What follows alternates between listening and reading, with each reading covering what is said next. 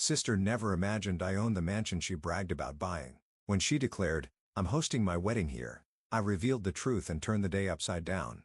I've always known exactly when Victoria would announce her next grand achievement. It's always during family dinner, always when everyone's wine glasses are full, and always when she's wearing that smug smile that makes me want to throw my napkin across the table. My name is Esther, and I'm the invisible sister, the one who blends into the wallpaper while Victoria commands the spotlight like it's her birthright.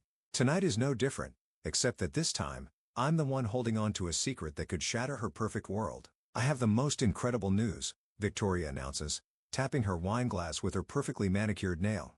The crystal rings drawing everyone's attention. Mom leans forward already beaming with pride while I take another sip of my Marlowe, fighting back a knowing smile. "Elliot and I bought the most magnificent mansion on Maple Grove." Victoria's voice rises with excitement. "It's absolutely perfect for our wedding.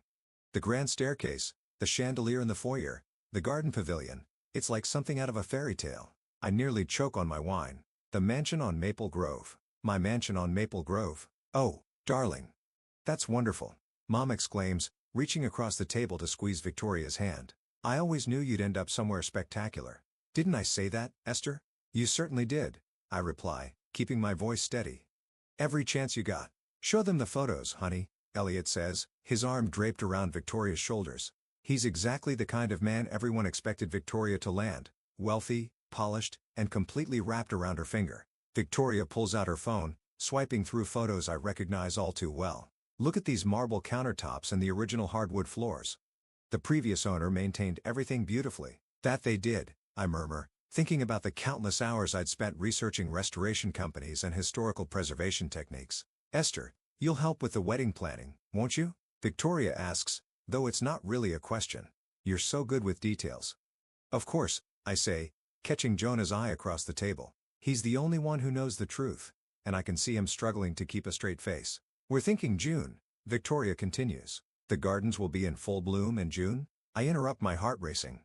"That's only 3 months away." "Well, when you know what you want," Victoria flashes her engagement ring, making sure it catches the light. "Besides, the house is perfect as is. We won't need to change a thing."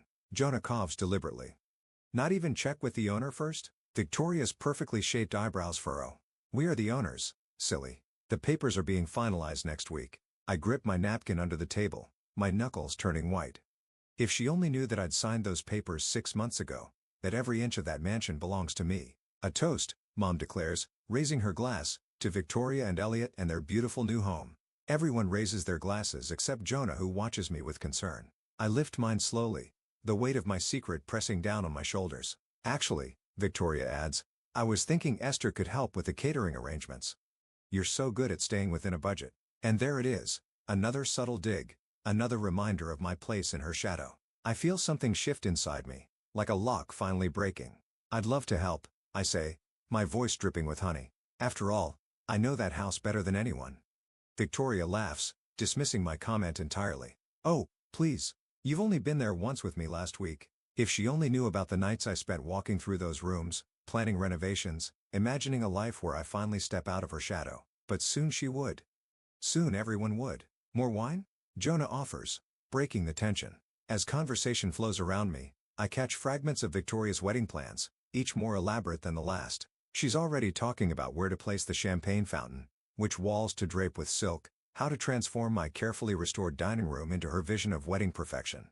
I smile and nod, playing my usual role of the supportive sister. But inside, I'm counting down the days. Let her plan. Let her dream. Let her stand in the spotlight one last time. Because when June comes, she'll finally learn what it feels like to be the one in the shadows, and I'll be the one holding the deed to her perfect fairy tale ending. "More dessert, anyone?" Mom asks, already cutting Victoria an extra large slice of cheesecake. "No, thanks," I say quietly, savoring the sweetness of my secret instead. "You should have seen your face when she started talking about the champagne fountain," Jonah says, handing me a coffee as we sit in my apartment the next morning.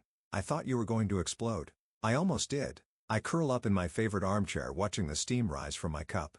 She wants to put it right where I planned my reading nook. "Can you believe that? You know what would solve this whole problem?" Jonah leans forward, his expression serious. "The truth." Before I can respond, my phone buzzes. Victoria's name flashes across the screen, and I suppress a groan. "Esther." Victoria's voice blares through the speaker. "I need you at the mansion in an hour." The wedding planner's coming, and someone needs to take notes. I have work. I already called your boss. He's giving you the morning off. Isn't that wonderful of him? Of course she did. Victoria has always treated my time like it belongs to her. Fine, I say, shooting Jonah an exasperated look. I'll be there. Perfect. Oh, and wear something professional. The wedding planner is very high-end. The line goes dead before I can respond. See? Jonah gestures at my phone. This is exactly why you need to tell her. It's not that simple. I set my coffee down. You didn't grow up with her and Mom. Every time I achieved something, Victoria had to do it bigger, better. When I got into college, she had to get into a better one. When I started my career, she had to land a more prestigious job. But this time, you've got her beat. That mansion is yours, fair and square. A knock at my door interrupts us. I open it to find Frankie, our family friend, holding a stack of mail. This was delivered to my place by mistake, she says, handing me an envelope. It's from Harrison & Mills Real Estate. My heart stops. The envelope is clearly addressed to me, but the return address shows the mansion's location. Thanks, I say quickly, stuffing it into my bag before Frankie can ask questions. After she leaves, Jonah raises an eyebrow. Close call. Too close? I grab my coat. I need to get to the mansion before Victoria sends out a search party. The drive to Maple Grove is familiar now, each turn bringing me closer to the property I'd fallen in love with months ago. Victoria's sleek sports car is already parked out front when I arrive. Finally, she emerges from the front door, clipboard in hand. The planner's already inside. She's talking about hanging crystal curtains from the ceiling. Isn't that divine? I follow her into my foyer, my beautiful historically accurate foyer that she wants to turn into a crystal wonderland. Victoria, I start gathering my courage. Don't you think you should wait until the sale is final before making these plans? She waves her hand dismissively. Oh, please. It's practically done. Elliot's lawyer is handling everything. The wedding planner, a sharp-dressed woman named Rachel, appears with fabric swatches. Now about the grand ballroom. It's not a ballroom, I interrupt. It's the main living room, and those walls are original Victorian wallpaper. Rachel and Victoria stare at me. How would you know that? Victoria asks, her eyes narrowing. I did some research, I stammer, because you asked me to help with the planning. Well, regardless, Rachel continues, we'll need to cover those walls. They're not quite the right aesthetic. I bite my tongue so hard I taste blood. The next hour is torture. They discuss ripping up carpets, painting woodwork, and hanging drapes over windows that I'd specifically restored to let in natural light. Oh, Victoria claps her hands. We should look at the deed to check if there are any restrictions on modifications. Elliot's lawyer sent it over. My blood runs cold. The deed? It's in my email somewhere. She scrolls through her phone. Just then, the envelope in my bag feels like it's burning a hole through the leather. One peek inside, and she'd know everything. Never mind, Victoria says, giving up the search. The lawyer will handle it. Now, Esther, I need you to start calling vendors. I've made a list. She hands me a paper filled with her loopy handwriting. Florists, caterers, musicians, enough work to keep me busy for weeks. Victoria, I say slowly. Maybe you should wait. Don't be such a worrywart. She cuts me off. This is happening. The mansion is mine, and it's going to be perfect. I look around at my home, the home I'd chosen, bought, and loved, and feel something inside me harden. You're right, I say, my voice steady. Everything will be exactly as it should be. Victoria beams, mistaking my words for support, but Jonah was right. The truth would come out. And when it did, it would be on my terms, not because of a misdelivered envelope or a lawyer's email. I tuck the vendor list into my bag right next to the real estate envelope and smile. June couldn't come soon enough. 6 months ago, I stood in the same foyer where Victoria now plans to hang her crystal curtains. The real estate agent, Miss Peters, watched as I ran my hand along the mahogany banister. The asking price is firm, she said. But given your financial history and the pre-approval from the bank, I'll take it, I interrupted, still staring at the staircase. Don't you want to discuss it with your family first? I shook my head. This is just for me. Now sitting at Mom's dining table for Sunday brunch, that memory feels like a lifetime ago. Victoria's voice cuts through my thoughts. The renovation team starts tomorrow, she announces, spreading cream cheese on her bagel. They say they can transform the entire first floor in just 2 weeks. Mom clasps her hands together. Oh, sweetheart, you've always had such vision. Remember when you redecorated your college dorm? Everyone wanted to copy you. Actually, I say, pushing my eggs around my plate. Historical homes like that often have specific renovation requirements. Victoria rolls her eyes. Elliot's taking care of all the boring legal stuff besides money talks.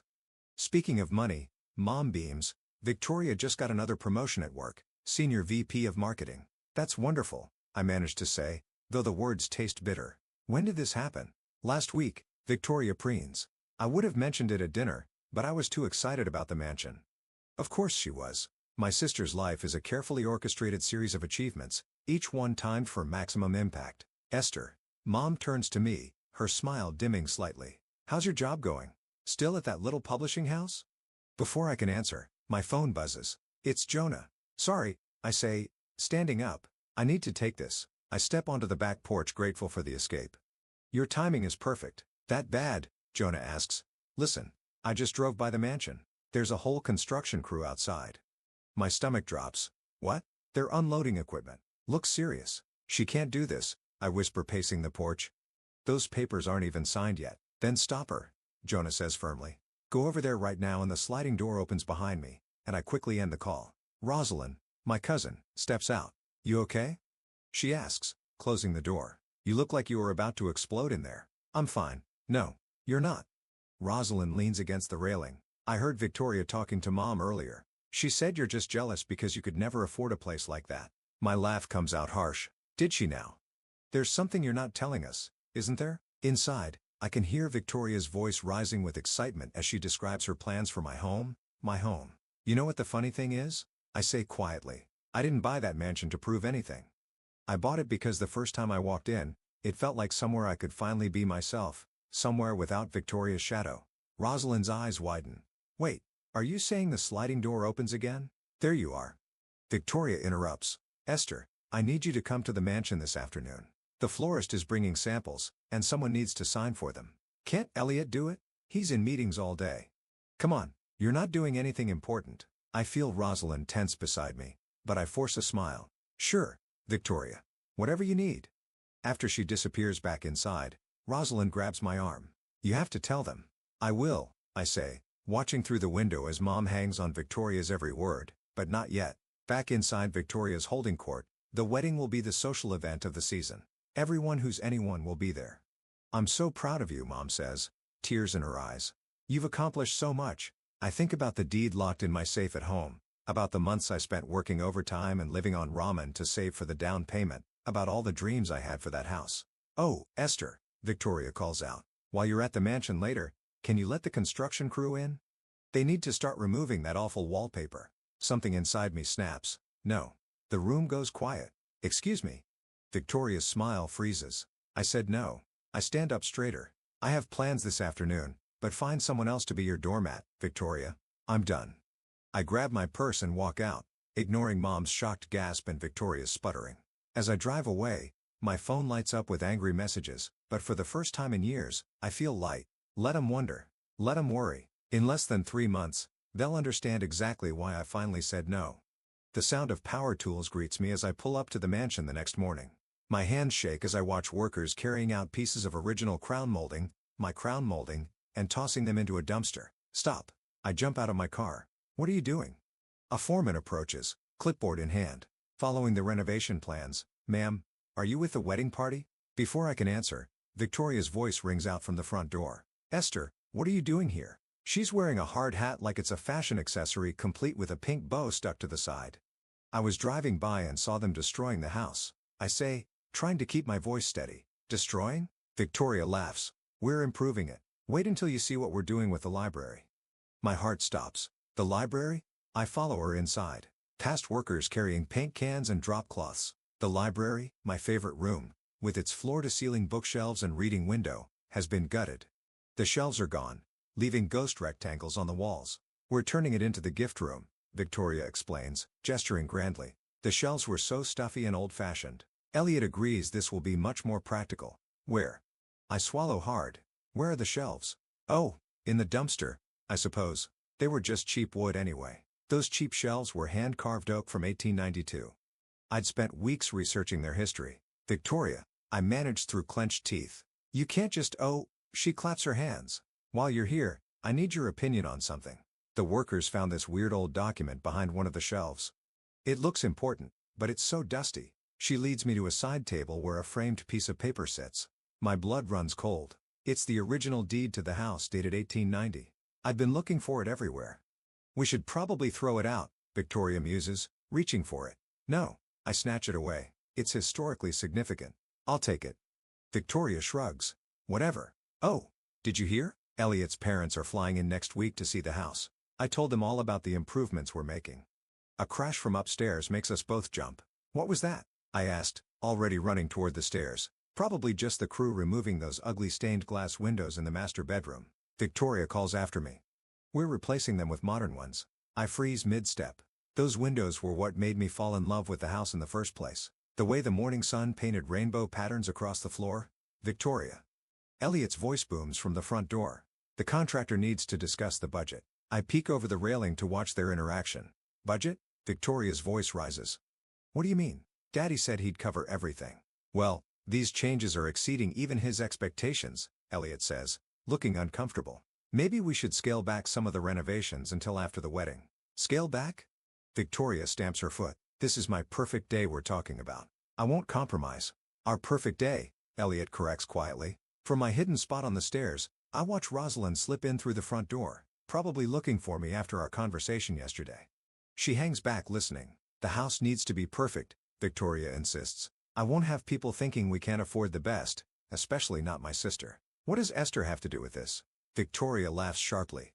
Please, she's always been jealous of me. You should see how she looks at this house like she wishes it was hers, as if she could ever have something this magnificent. I hear Rosalind's sharp intake of breath from below. That's a bit harsh, Elliot says. Esther's always been supportive because she has to be. She's nothing but my plain boring little sister who'll probably end up alone with a bunch of cats and those stupid books she loves so much. The antique banister creaks under my grip. Victoria. Rosalind steps forward. How can you say that about your own sister? Oh, please. Victoria waves her hand dismissively. Everyone knows it's true. Now about these renovations. I've heard enough. I walk down the stairs, making sure my heels click loudly on each step. Victoria spins around, her face paling slightly. Esther, I didn't know you were still here. Obviously. I clutch the framed deed to my chest. Don't worry about the budget, Victoria. Something tells me these renovations won't be continuing much longer. I walk out holding my head high, Rosalind close behind me. Let Victoria wonder what I meant. In just a few weeks, she'd understand exactly how wrong she was about her plain boring little sister.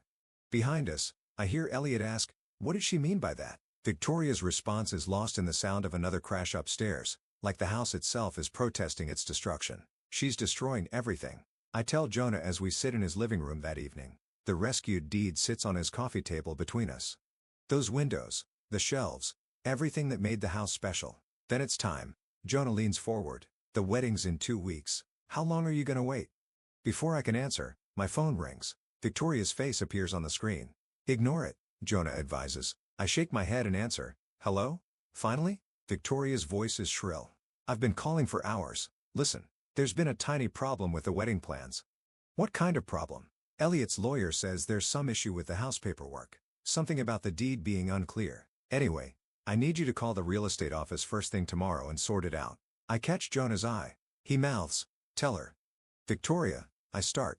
About the house. Oh, and the wedding planner quit. Can you believe it? She said something about ethical concerns and unauthorized renovations. So now I need you to take over all the planning. What? No. Perfect. I'll email you her files. Oh, and Mom wants you to give a speech at the reception. Nothing too long. Maybe just talk about how I've always been your role model? The laugh that escapes me is borderline hysterical. Your role model? Well, obviously. I mean, look at everything I've accomplished. The career, the mansion, Elliot. The mansion isn't speaking of Elliot, she interrupts again. He's being weird about the renovation costs. Could you maybe talk to him? Explain how important this is? Important? I stand up pacing Jonah's living room. You mean, like, those stuffy bookshelves were important or the ugly stained glass windows? Why are you being so difficult? This is my wedding. In my house. The words burst out before I can stop them. Silence fills the line. What did you say? Victoria's voice is dangerously quiet. Nothing. I have to go. I hang up, my hands shaking. Well, Jonah says, that was almost the truth. My phone immediately starts ringing again. This time it's Elliot. Esther? He sounds worried. Victoria's really upset. She says you made some strange comment about the house. Elliot. I take a deep breath. Has Victoria shown you the actual deed to the mansion? Her lawyer's handling all that. Why? Maybe you should ask to see it. Another call beeps through. Mom. This time. I decline it. Esther?